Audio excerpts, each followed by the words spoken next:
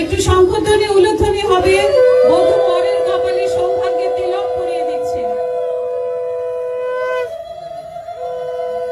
এবার বর আংটি দিয়ে টিকলিটা একটু সরিয়ে দাও। আংটি দিয়ে বধূর সিঁথিতে 3 বার সিঁদুর পরিয়ে দেবে। ডুবিয়ে দাও।